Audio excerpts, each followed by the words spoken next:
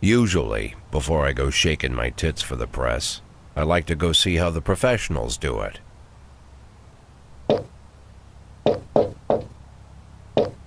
Some might say the chief of police has no business in an institution like this, but in fact it's the quietest and safest place in town. You won't run into any reporters, nobody gets into any fights, nobody drinks too much, nobody even raises their voice. The place is owned by an elderly gentleman who knows how to keep things under control. That's why I never invite my friends here. I wanted to make an exception for my 60th birthday, but most of my colleagues are young enough to be my sons, and they'd rather just hire prostitutes. Why stare at some boobs when you can take the whole package for yourself? But there's none of that in our club. Even looking too long is considered indecent. You can get an occasional glimpse, like by accident. The rest of the time you just pretend that you're immersed in conversation, or just come by for a drink. Doesn't mean these gentlemen wouldn't want their bald heads smothered in tits. It's just that nobody says it out loud. My younger colleagues might call it hypocrisy, but I call it the good old-fashioned manners. Good manners and leave the rest unsaid. She agrees to unbutton her blouse, and we agree not to pay too much attention. The girls are on a quiet prowl, too. They're looking for a way out of their cramped rooms. Maybe make friends with some wealthy patron with a pacemaker and dentures. Everybody wants something. But we have to control ourselves, or we'll all turn into libertines and prostitutes. Hell, if there weren't any rules, I'd be belching and farting, jumping up on the table, arms held high, yelling, "Shake it, baby!"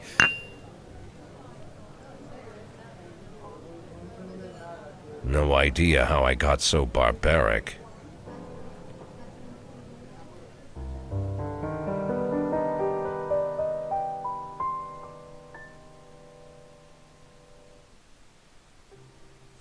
Всем привет, ребят, с вами Кюткилс, мы проходим игру This is the Police. Начнем новую игру за шефа полиции. День первый. Мэр Роджерс, сексуальный маньяк. Мэри подтвердила слухи о подставке Джека Бойда. Марк Уорд 2 покажет во Фрибурге на день раньше мировой премьеры по личной просьбе мэра. Газета. Обеденная.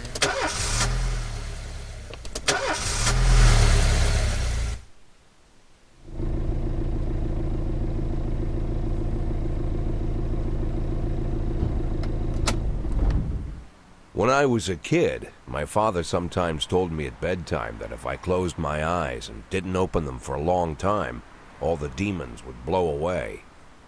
Yesterday I turned 60, but I still take his advice. Not because I'm sentimental or want to keep the memory of my father alive. I just can't think of a better solution.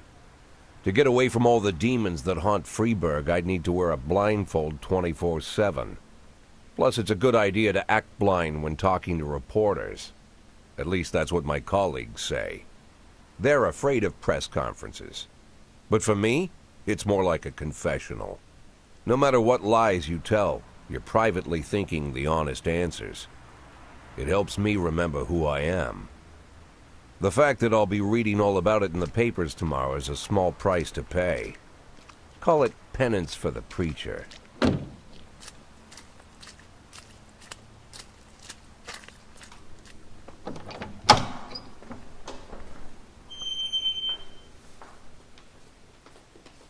This is the first time I'm afraid of those answers my mind has given me.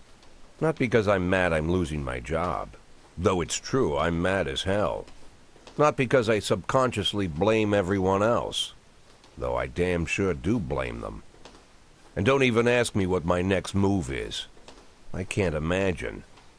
But even that doesn't scare me. The worst thing is, I know I'm gonna have to do something. And I'll be damned if I know how far I'll go. I may have a lot of vices, but predictability isn't one of them.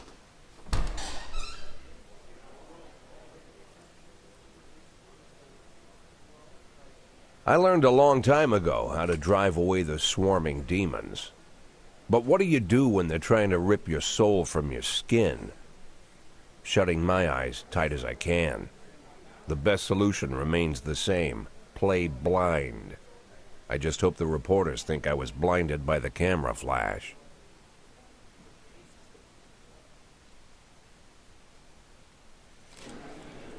Доброе утро. Вчера мэр официально объявил о вашей отставке. Это стало для вас сюрпризом или вы знали об этом заранее? Это...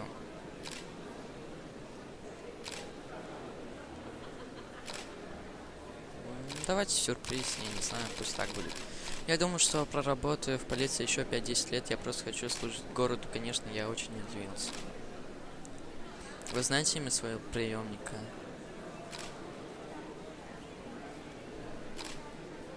Какая теперь разница, в принципе? Я сделал свою работу и сдаю пост. Скоро я буду интересоваться исключительно сигарами и джазом. Мне искренне все равно, что будет дальше. Из-за разгоревшегося коррупционного скандала ваш заместитель Фрэнсис Кендрик собирался покинуть полицию.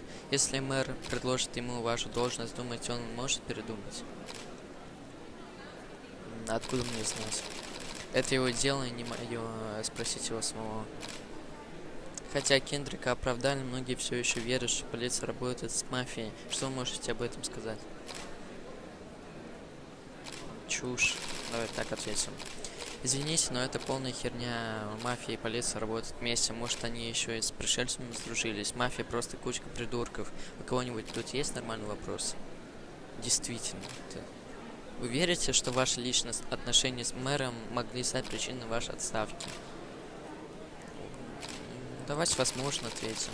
Никогда не знаю, что движется решениями этих политиков. Хватит уже, может. Ну, отлично, спасибо. Слишком много вопросов от журналистов. How's the back today, Mr. Boyd? Same as usual. How did the press conference go? You can read about it in the newspapers tomorrow. Don't let anyone in. Even Mr. Kendrick? Especially Mr. Kendrick.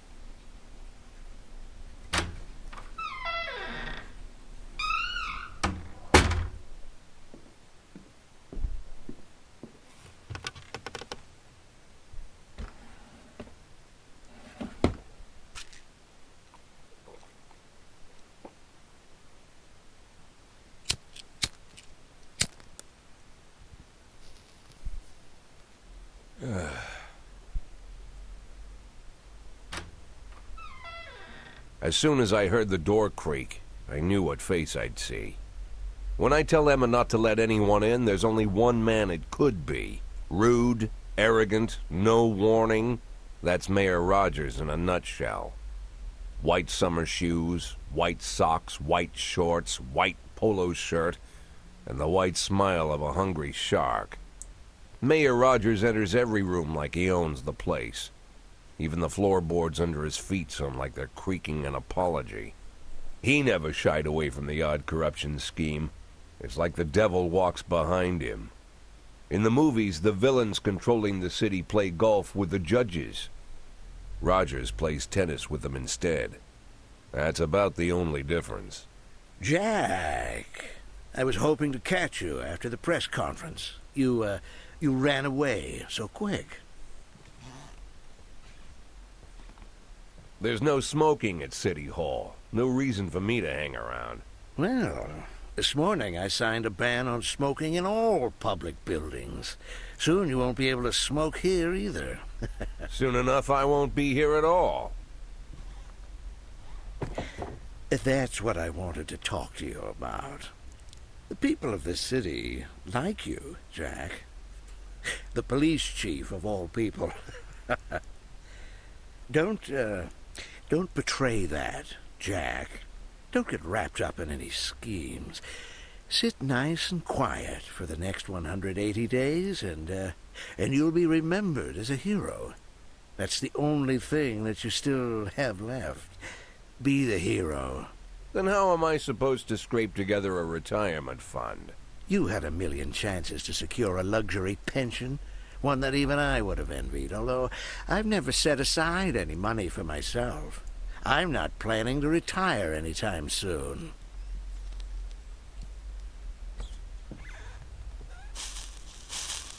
180 days of quiet, Jack. That's all I need. I don't have any problems with you, and you won't have any problems with me. I have a new assistant, Troy Starr. If you have something to tell me, call him. But try not to bother him. He's a busy man. I'll do my best. And quit smoking up the office. One of my friends will be using it soon.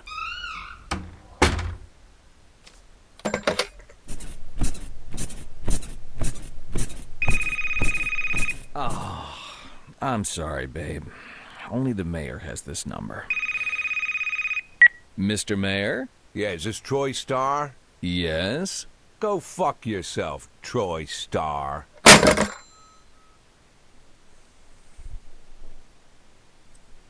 Весомый аргумент, не поспоришь.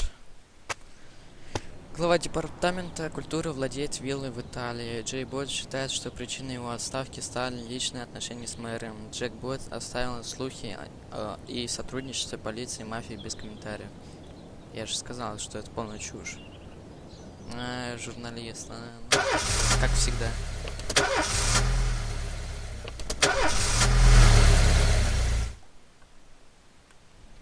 Cops don't use the police station cafeteria anymore.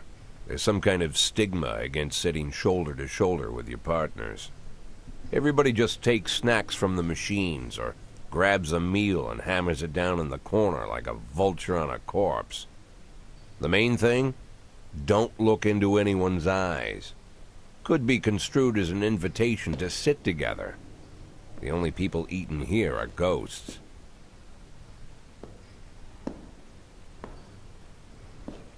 My deputy, Francis Kendrick. He recently became one of those ghosts. The subject of one of the most devastating corruption scandals in the history of Freeburg. No evidence to support the accusations, but everyone knows Kendrick's days are numbered. I need that file I asked for. Needs to be ready tonight. Francis didn't say anything, but I understood. Ghosts aren't supposed to talk. Besides, I got a feeling he was already finished.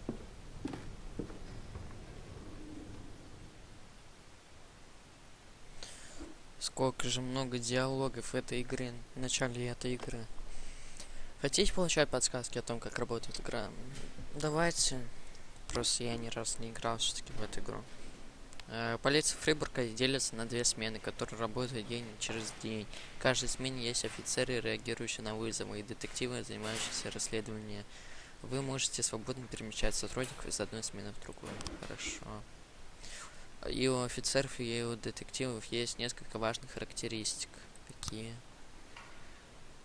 Что это пока? 120. 1230 вроде. Профессионализм показывает общий уровень эффективности полицейского. Показатель в районе 150 считается средним полицейским, и дотягивающий до этой отметки не назовешь способным. Зато на тех, чей профессионализм заметно превышает средние значения, можно смело положиться. Профессионализм может как расти, так и падать по ходу службы.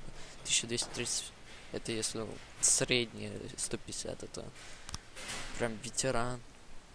Шеф, небось, тоже какой-то.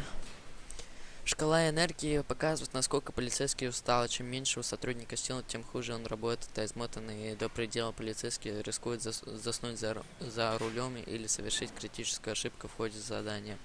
Сотрудник теряет 1 очко энергии после каждого рабочего дня и восстанавливает 1 очко после каждого выходного. Ладно. Некоторые характеристики скрыты от вас. Например, одни копы слишком ленивы и склонны отпрашиваться домой по любому поводу, а другие чересчур любят выпить. Но об этом остается только догадываться или делать выводы, наблюдая за поведением сотрудников. Это получается смена Б. Вот наш состав. Коти, Янси, Перди, Цубаки, Асана, Остин, Прайс, Мо, Дебрита, Армстронг. Вот. 250-220. Ну, такой начальный состав. Наконец-то сама игра.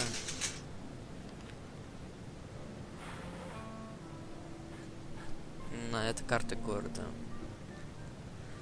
Самая обыкновенная полиция работает... самая обыкновенная полицейская работа реагирует на вызовы. Вам нужно успеть послать копов к месту происшествия до того, как истечет таймер. По отметке на карте вы можете определить, откуда поступил вызов. Чем дальше пункт назначения находится от полицейского участка, тем дольше займет дорога туда и обратно. А значит, тем дальше копы будут недоступны для любой другой работы. Ладно.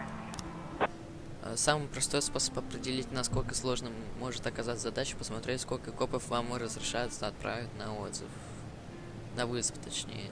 Ну, 2 офицера, получается. Так, чем больше слотов разблокировано, тем серьезнее предполагаемая угроза. На самые рискованные миссии также можно отправить команду спецназа, но их должен сопровождать как минимум 1 офицер. Хорошо. Вызовы описания. На слоты это еще и не все. Любая доступная информация от места преступления до оружия преступника может подсказать вам, насколько серьезно стоит отнестись к каждому случаю. Пустяковая на первый взгляд миссия всегда может обернуть жестокой мясорубкой. Отлично. Ладно, давайте начнем. Побег с места аварии. Торговый центр Everyday. Муж с женой выходили из магазина и увидели, как фургон на парковке сдавал назад и сбил бомжа, который копался в урне. Водитель выскочил на крик, но спокойно уехал, когда увидел, что под колеса попал бомж. Давайте средних отправим. Вот так. Ну, они не средние, но может они станут средними. Так, кинотеатр The Last Pictures Show. Администратор кинотеатра сообщил, что на показ фильма «Гражданин Кейн» в зал пытался попасть нетрезвый мужчина с доской для сноуборда с надписью «Розовый бутон». Когда его не допустили в зал, он разбил кассиру голову своей доской и теперь отбивается от охранника кинотеатра. Ну, это посерьезней, конечно. Доской разбил голову кассиру. Давайте еще вызовы. Погода меняется.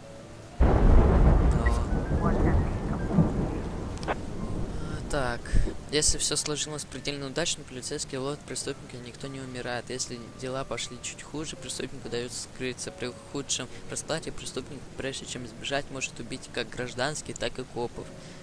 Погибший полицейский не слишком волнует мэрию, а вот мертвых горожане бесит чиновников даже сильнее живых. Преступник скрылся, офицер невредим. Отлично. Бабка-то. Не схватили они, не добежали.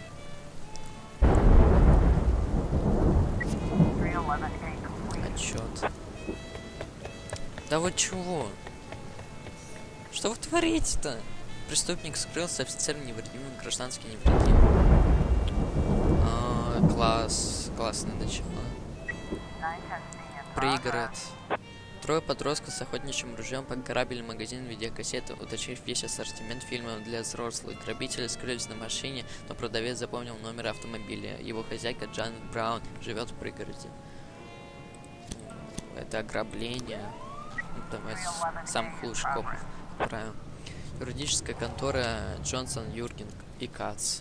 Брат и сестрой сцепились друг с другом при оглашении завещания погибшего отца. Мы не рискнем разнимать их, охранник на больничном, сообщил один из адвокатов.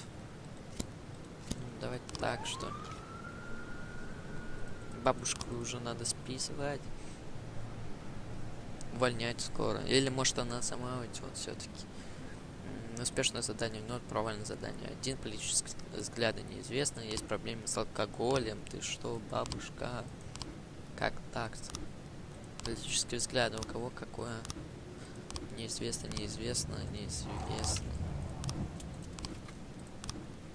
Ясно. Это меню, ладно. Понял. Гетто. Прохожий видел, как несколько подростков напали на пожилого музыканта и отняли у него гитару и деньги. А можно как-нибудь пока что подождать? Да, можно. Просто я не хочу этих отправлять. Если ситуация кажется копам неоднозначной, они могут связаться с вами и попросить прямых указаний. Постарайтесь вникнуть в происходящее, но не тяните время. Ладно, у дома Брауна действительно стоит та самая машина, а из окна гостиной доносится стон и громкий смех. Включить сирену и прокричать громкоговорителю, что дом окружен, пробраться в дом через открытое окно, постучаться в дверь, открыть полиции. Давайте, чтобы так, чтобы они сэкономили. Что? Да, отлично.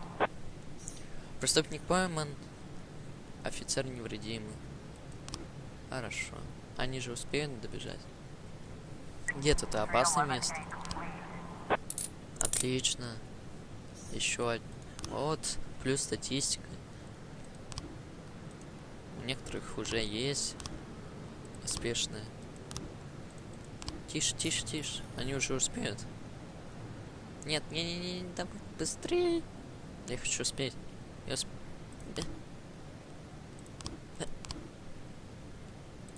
Нет. Да как-то. Я не думаю, что они успеют. Нет.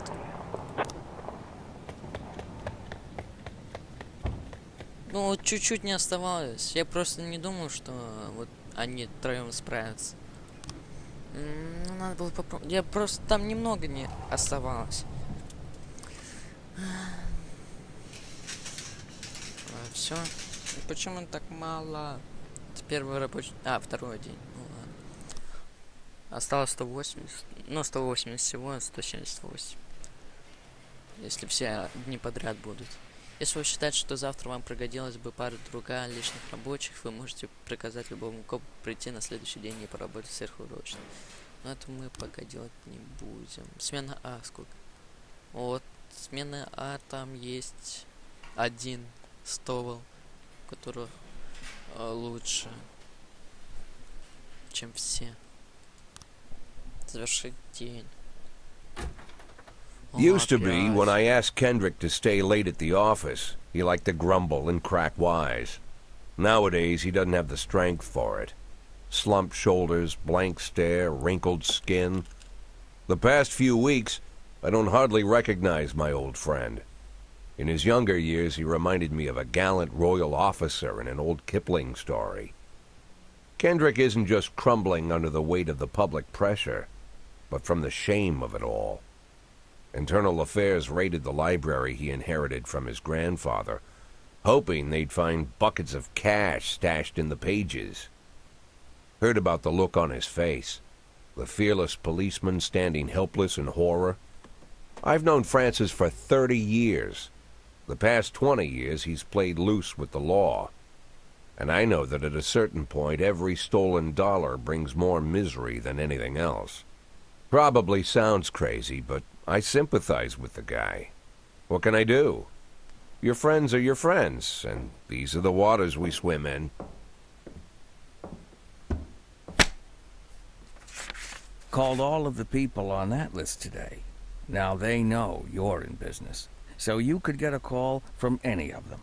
You don't need to worry about any of them. I've cleared them all. And what kind of business are we talking here? It's nothing too serious, just like you asked. Should be just a few small favors.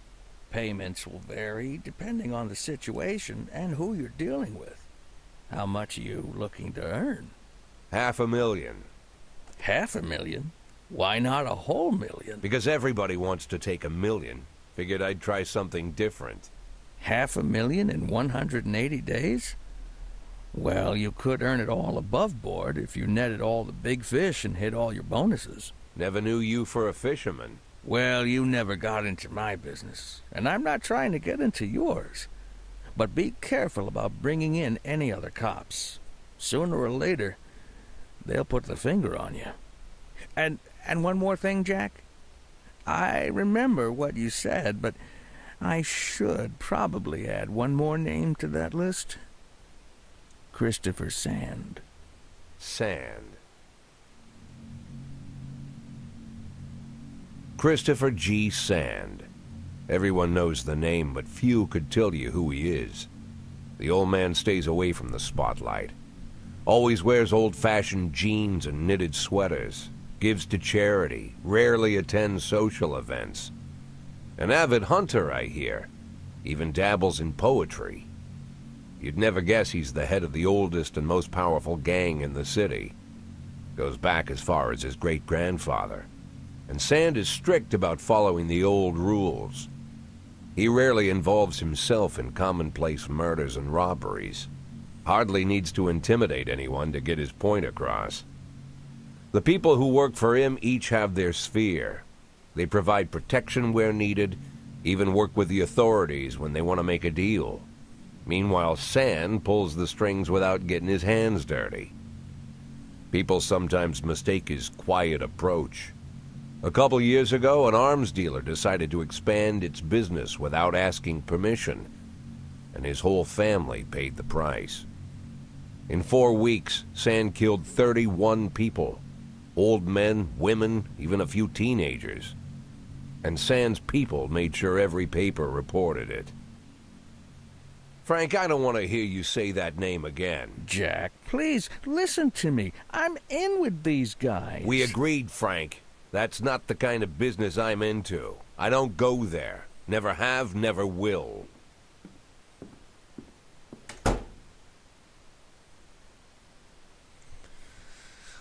Третий день. Фрэнсис Кендрик объявил дату своей отставки. Строительство музея кино вновь отложено. Легендарный певец Геннаро Креспо приедет во Фрибург.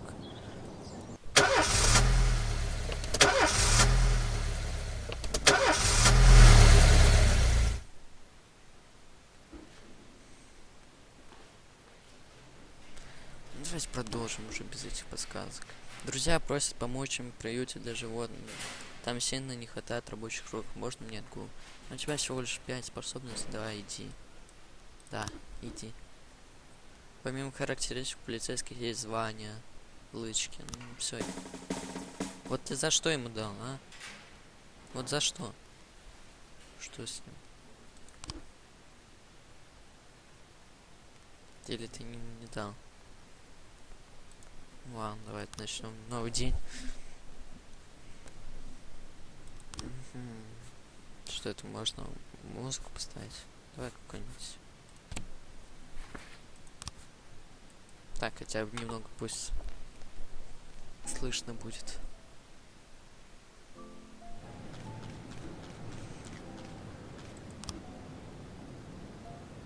И что? А, дела. Ладно. Полицейский участок. Биржа труда. А может я не хочу. Вот, 320, отлично. Куда? Давайте в эту смену. Персонал. Ну, Рой. Или Прайс. Не, давайте Прайс. Она слишком стара, плюс она алкоголичка. Все. Вот 250 еще есть, но у него что-то такое лицо, как будто он тоже алкоголик. Ну, 210 нормально вроде. Это давайте в Б отправим на завтра. Собор Сент-Джона. Позвонил расстроенный настоятель собора. Сегодня утром он обнаружил, что ночью кто-то проник на старое кладбище во дворе. Надгробие расписано сатанистскими знаками. Есть скула. Даже, кажется, даже есть следы работы лопаты, но настоятель старается об этом не думать. Давайте вот так. Самодей, Стову пойдет.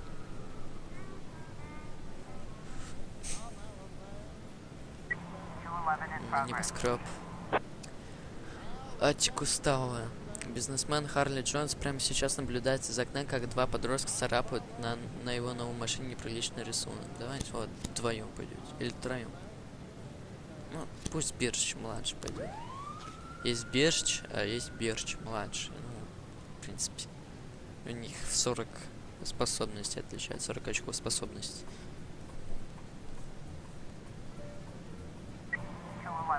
Отчет. Что случилось? Отлично, поймали. Плюс 10. Закусочная Бункерс. Официантка Мила уверена, что она только что подала двойной чикен Эдди и диетическую колу опасному преступнику, портрет которого видела сегодня утром в новостях. Преступник сидит за столиком у окна и доедает бургер. Давайте вдвоем. Ну, я не думаю, что они справятся, но все же. Отчет вандализм. Отлично. Преступник пойман, офицер невредим. Даже Герч младший поднялся. Ничего себе. Спецназ, кстати, есть. А что я могу с ним сделать? А, я так всех могу отправить. Ладно. Так, подозрительный индивидуум. Ложная тревога. Официантка обозналась, приняв отставного офицера Фрэнка Нерона за преступника. Ложный вызов. Ночной клуб. Сэм Соркин, ночной клуб Кинг Левис. Мистер Бойд, мой вышибала, снова наелся своей любимой мексиканской еды, не входит в 100 лет, а тут у меня огромная очередь у входа скопилась. Нужен кто-то, кто умеет отличать классных ребят от придурков. Пусть он идет. Иди. Да иди-то. Эти нам может еще понадобиться. А тот пусть постоит.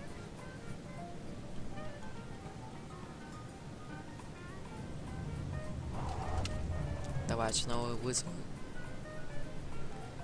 Здесь больше диалогов идет, чем игры сейчас. По крайней мере, в начале самой игры.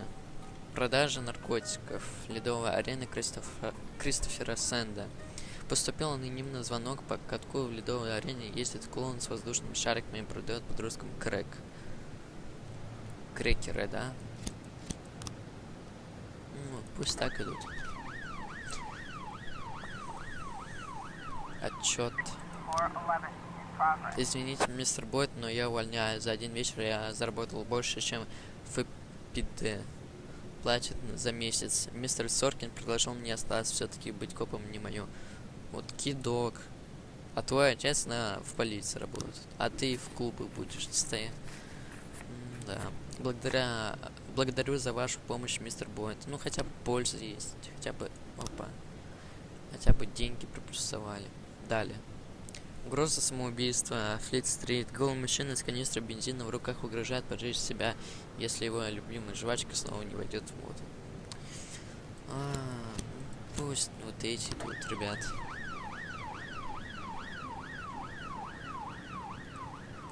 Берч.